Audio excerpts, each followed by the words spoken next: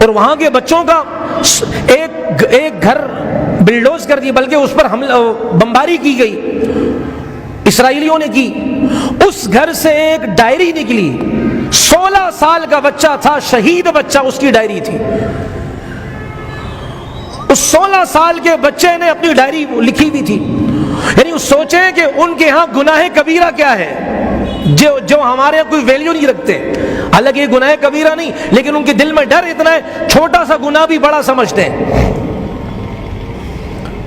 ایک تباہ شدہ مکان کے ملبے میں شہداء کی لاشیں تلاش کرتے ہوئے ایک 16 سالہ لڑکے کی ڈائری مل گئی، جس میں اس نے اپنے یومیہ یعنی روزانہ کی گناہوں کی فہرست لکھ رکھی تھی۔ اب وہ فہرست دیکھیں، آپ حیران ہو جائیں گے، جس کی تفصیل کچھ یوں ہے کہ ہفتے کے دن مجھ سے یہ گناہ ہو گیا، اتوار کو یہ گناہ ہوا، پیر کو یہ ہوا۔ آپ سنیں، ہفتہ میں بغیر وضو کے سو گیا، یعنی میرا یہ گناہ ہے۔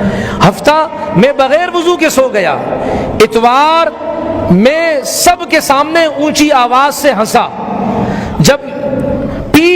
جب میں ساتھیوں سے گیم جیت گیا، وہ اپنا آپس کا کوئی گیم ہوگا، یہ غیر شرعی گیم مراد نہیں ہے، ایسا نہیں ہم یہ سمجھے غیر شرعی مراد ہے۔ جب میں اپنے ساتھیوں سے کوئی کھیل یعنی کہ جیت گیا تو میرے اندر عجب یعنی خود پسندی یعنی تکبر آنا شروع ہو گیا، اس کا احساس پیدا ہوا۔ تو بھئی احساس پیدا ہونا اور ہے، اس کو ظاہر کرنا اور ہے۔ تو کہا یہ گناہ ہوا مجھ سے۔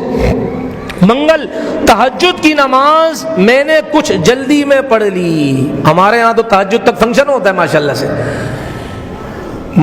یہ منگل کا گناہ۔ بدھ فلاں ساتھی نے مجھ سے سلام میں پہل کر لی، یعنی پہل میں نے کرنی تھی، کر اس نے لی۔ جمعرات آج کا خصوصی وظیفہ پڑھنا بھول گیا۔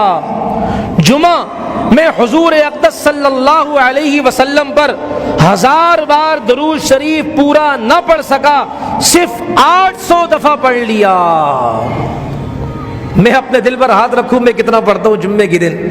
یہ ان کے ہاں گناہ ہے، حالانکہ شرعی اعتبار سے یہ کوئی گناہ نہیں ہے۔ جب ان کی تربیت ایسے لوگ کریں گے جن کے دل میں قرآن کی عظمت ہوگی، اسلام کی عظمت ہوگی، جب ان کی تربیت ایسے لوگ کریں گے تو پھر ماؤں کی کوکھ سے ایسے بچے وجود میں آئیں گے، اور جہاں ہمیں میراثی بنائیں گے اور ناچ کود میں ہمیں مصروف رکھیں گے، پھر پاکستان کا اللہ ہی حافظ ہے بھائی۔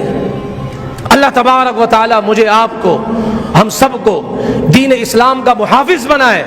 اللہ تبارک و تعالی مجاہدین کے حق میں دعا کرنے کی ترتیب ہمیں اختیار کرنے کی توفیق عطا فرمائے، اور اس آیت کو مصداق بنائے کہ جب اس آیت کو ہم اپنی زندگی میں لائیں گے، وہ کیا خیر والے کام، امر بالمعروف نہیں عن المنکر۔ اچھا وہ تو رہ گئی بات کہ حضرت ابو ہریرہ رضی اللہ عنہ نے جو فرمایا تھا کہ ہم لوگوں میں بہترین لوگوں کہ ہم لوگوں کو بیڑیوں میں جکڑ کر اسلام کی طرف لاتے ہیں، میں نے کہا اس کی تشریح کروں گا۔ اس کا مطلب یہ ہے کہ جب کافروں اور مسلمانوں کا مقابلہ ہوگا اور مسلمانوں کو اللہ غلبہ دیں گے، پھر جب کافر وہاں کے مسلمانوں کی اسلامی حکومت کو دیکھیں گے، ایک خوبصورت معاشرے کو دیکھیں گے، نظام نماز اس کو دیکھیں گے، زکوٰۃ کے نظام کو دیکھیں گے، پورے خوبصورت معاشرے کو دیکھیں گے، تو پھر خود بخود مجبور ہوں گے اسلام لانے کے۔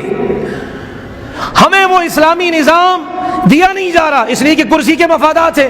ہمارے سامنے اسلامی خلافت کو بھیانک صورت میں پیش کیا جا رہا ہے۔ ان کو پتہ ہے کہ جب اصلیت سامنے آئے گی، لوگ جوک در جوک اسلام کی طرف آئیں گے، اسلام کی خوبصورتیوں کو دیکھ کر، اس لیے کہ کفر جو ہے وہ غیر فطری چیز ہے، اسلام نیچرل ہے، اسلام فطری چیز ہے۔ اس لیے کہ نبی علیہ الصلوۃ والسلام نے فرمایا کل مولود یولد علی الفطرہ، ہر انسان، ہر بچہ جو دنیا میں آتا ہے دین اسلام کے مذہب کی محبت کو دنیا میں لے کر آتا ہے۔ پھر اس کے ماں باپ اس کو یہودیوں والا ماحول دے کر یہودی بنا دیتے ہیں، اور کوئی عیسائیوں والا ماحول دے کر عیسائی بنا دیتے ہیں، کوئی آتش پرست آگ والا ماحول دے کر اس کو آتش پرستی کی طرف لے آتے ہیں۔ ورنہ ہر بچہ اپنے اندر دین اسلام کے قبول کرنے کی صلاحیت اور استعداد کو لے کر پیدا ہوتا ہے۔ تو یہ مطلب ہے سیدنا ابو ہریرہ رضی اللہ عنہ کی اس تفسیر کا کہ جب اسلامی ماحول ملے گا تو کافر بھی اسلام قبول کرنے کو تیار ہو جائیں گے، اس لیے کہ اسلام میں زبردستی نہیں ہے، لیکن اسلام میں یہ بھی نہیں ہے کہ ہم کسی کو اپنا حق معاف کریں۔